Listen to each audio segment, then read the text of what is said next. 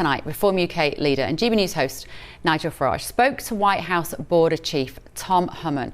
And Tom previously served as acting director of US Immigration and Customs Enforcement, ICE, and he's been key to President Trump's ability to deport hundreds of thousands of migrants. He's a huge figure here in Washington. This is what he said. We have over 1,000 ICE teams out on the streets every day enforcing the immigration law. We send a clear message to the whole world that if you're here illegally, especially if you're a public safety threat, national security threat, we're looking for you, going to be gone. But we're also going to enforce the law against other illegal immigrants. A lot of people are choosing to leave on their own rather than, being formally deported, because if they're formally deported by ICE, then they have a statutory bar where they can't come back to the country for a period of time, for anywhere from 5 to 20 years to never. The law is clear in federal statute. If you come to the border without proper documentation, you shall be detained. If they're really escaping fear and persecution from their home government, why are they not claiming asylum in the first free country they come to? But the wall works. The walls work. Every place a wall's been built, a barrier's been put in, illegal immigration has declined, illegal drug flow. Now, I'm delighted to say is former White House press secretary during President Trump's first term and still a very influential person inside the White House, Sean Spicer. Thank you so much, Sean, for coming to see me. Let's talk about the work that Tom Homan has done on the border, getting illegal migration down to zero. When Donald Trump arrived in the White House for this term, did you think that was possible? Yeah, partly because they had time to plan for it. So when you look at the actions that happened on the first day, the cities that Tom Homan and the White House targeted, it wasn't by accident. They knew exactly what they were doing. They had thought about it. They had planned for it, and they executed that plan starting day one. We knew, because Donald Trump had showed us in the first term that it could be done. Joe Biden said, there's nothing I can do. It takes a legislative fix. We knew that was untrue. And so I think that Donald Trump and his team wanted to show very clearly and very early on in the second term that they could do it and that they would do it. And obviously we're seeing the results of that. The ICE raids in particular, this knocking on people's doors, plainclothes often, is very controversial here. I don't think you can sort of overstate that enough, really, of how divisive that has been. And we've seen this shooting today in Dallas. Yeah. What do you blame that response on? Because, of course, the left have been whipping up. So it's the left, and so for folks overseas, like in this country, the left is not just the politicians and the activists, but most of the media. And so when you start telling people that these are bad people and that they're threats to democracy, when in fact quite the opposite, they're the ones preserving our country. Look, these agents go out and risk their life. They risk their families and their homes being doxxed, their address being put out there to defend the laws of this country. When someone comes into this country illegally, they're breaking our laws. We are a nation of laws. And so when you choose to break those, it doesn't set a very good precedent for why you came to America in the first place. But what Tom Homan and those folks are doing is they're targeting criminals. And in the process, I've talked to Tom about this. If they see someone who's not here, they're not just letting them go. They're saying, we're going to round up anybody that's with them that's in the country illegally. That's making the country safer.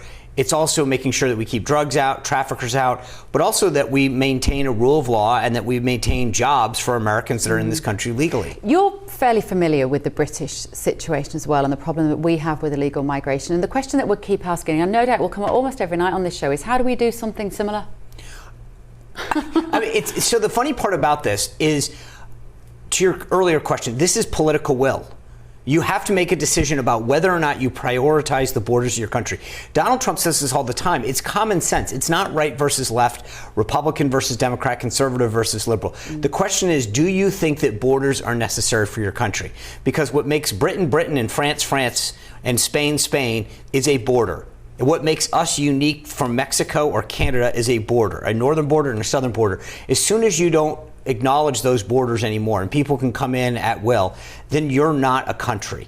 And I think that that's what Donald Trump prioritized and put it very clearly in terms of his senior folks and all the way down to the agents on the ground saying, you will now protect our country. You will make sure that people who are in the country legally are here, that if they're not here, that they're deported. And the two things, it's not just the policy, but it's the message. What Joe Biden did was he sent a big magnet up and said, if you come to America illegally, we'll then reward you. We'll give you a hotel room, a gift card, a phone. So why wouldn't you come? It made sense chance for people to come legally. What Donald Trump has done is not just those policies, but made it very clear that if you come, we will send you back, and we'll send you back quickly. Using the internet without a VPN, a virtual private network, is a bit like taking to the road without car insurance. All it takes is one unlucky moment to cost you a lot of cash. This video's sponsor is Private Internet Access. They are the VPN to help keep you safe. Click the link in the description below to find out why over 30 million people have downloaded PIA to protect themselves online. A virtual private network is an app that hides your IP address and helps keep your data private. When you're browsing the internet at home, you give up a large amount of data to businesses, to shops, and indeed to social media giants too. Hackers have the ability to steal your personal data with ease, including sensitive information such as passwords, keystrokes, and even your personal photos. Private Internet Access helps protect your personal data by encrypting your internet connection to keep your data out of the hands of cyber criminals. And it's not just hackers either to be concerned about. Information can be censored too. When Canada passed their C-18 bill, social media giants decided to ban news content on their platforms. But PIA can protect your ability to consume the news and content you love. Private Internet Access is available for Windows users, Mac OS, Android, Linux, iOS, and you can use one PIA subscription to protect an unlimited amount of devices. And we've got a huge GBNews discount for you too. Click the link in this video's description and you'll get a massive 83% off PIA. That's under £2 a month, the price of a coffee, and you'll get an extra 4 months completely free on top. Also, there's a 30-day money-back guarantee too. Visit piavpn.com/GBNews to start protecting yourself digitally today. Well, it sounds very familiar. Let me just show you the footage of what Ted Cruz said today when he was talking about how this is causing this tension that we're seeing in America. Here we go. Politically motivated violence is wrong. It was 2 weeks ago today that we saw a political assassination in Utah that tore the heart out of much of this country. We've now had political assassination of Charlie Kirk. Right. We had this assassination today. We had, of course, the assassination attempt on Donald Trump's life as well, all from snipers on roofs. Yeah. Very difficult Right. to protect people from that sort of attack. But there's the protection piece, and then there's what led up to it, right? And what I mean by that is the left wants to talk about both sidesism. You haven't heard, at least I haven't, and I'll give them some grace on this one, but as much as they condemned the assassination of Charlie Kirk, for the last week, people have been throwing rocks and projectiles at ICE agents, government vehicles, and no one on the left condemns that. The media actually just reports it as if it's a fact. When you condemn political violence, you need to condemn it in all of its forms. Those ICE agents are government employees doing their job. They're enforcing the current law. If you don't like the law in America, change it. Vote new people in. Petition your government. But you don't get to attack people, throw rocks, projectiles at people and government property in the name of what you believe is the greater good. And what Ted Cruz said is absolutely right. But where are these left-leaning leaders, Chuck Schumer, AOC, Hakeem Jeffries, all of the other folks on the left, Kamala Harris, Hillary Clinton, who are all out there today, saying that this is wrong? Where are they? They're silent. Yeah, or they're saying it's wrong, but we blame Donald Trump for this. Let's talk about the president, because you are one of the very few people who was working with him in his first administration as the press secretary. You used to be Caroline Leavitt, is that fair to say? Well, she's a little bit shorter, blonder, but that's a compliment. She is amazing. She is a dynamo. How different is the job that she has to do? For people who don't know, Caroline Leavitt is, like you say, the phenomenal force of nature, the beautiful blonde woman. She stands up, she's smart, and she talks to the press every week in the briefing room.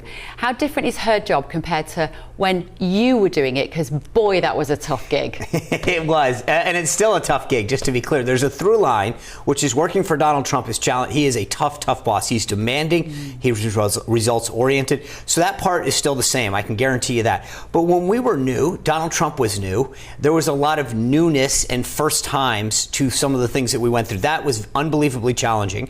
She obviously has a really good relationship with him. She worked in that first term, so she knew the press office. She knew the dynamics of the job. That gave her a head start. But again, she's unbelievably talented. It's just a different dynamic. When you go first, you're trying things that have never been done before. We brought we allowed reporters to Skype into the briefing room. That was revolutionary at the time.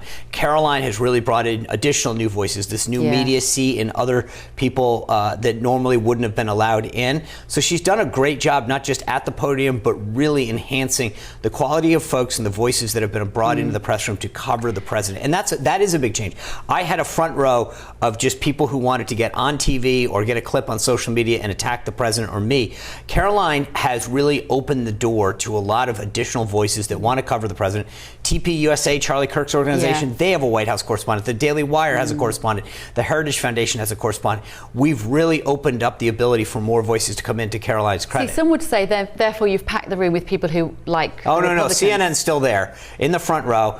So is ABC, NBC, The Washington Post. BBC. BBC. but that's before. I had one or two potential people that they weren't, I wouldn't even say they were sympathetic. They were tough, but they cared about issues that weren't in the mainstream of the Beltway media. These guys now, she can go to people and talk about issues that are much more on the minds of everyday Americans than the Beltway media narrative. We hear about this autopen, and for British viewers who don't know what that is, this is the notion that Joe Biden was signing certain documents, and particularly executive orders, not himself, but via an autopen that would mimic his signature. Donald Trump is trolling that concept today. So there is let's see if we've got the pictures of it. There is a corridor in the White House. Outside, in the colonnade leading up to the West Wing. And he created that, by the way. He is doing this all over the White House, to really enhancing the beauty and the optics of the White House. So he created this walk of fame that comes from the residence of the White House into the West Wing along the colonnade there. And as you can see, your viewers can see, instead of a picture of Biden, it was the autopen, obviously, to your point, a troll of Biden that he really wasn't the president, the autopen was. The left have not got a sense of humor about this on social media. I mean, what I do love about that is it's just funny. It's hilarious. And also, to your point, he knows how to get them. They immediately, reflexively, they blow their minds at everything. He literally knows how to push their buttons. Is that his idea? Oh, or is it some millennial You know what? in there? I don't know. It could, but I will tell you, the funny thing is, having been in the room with him, sometimes it's an iterative process where someone says something and he goes, you know what would be even funnier?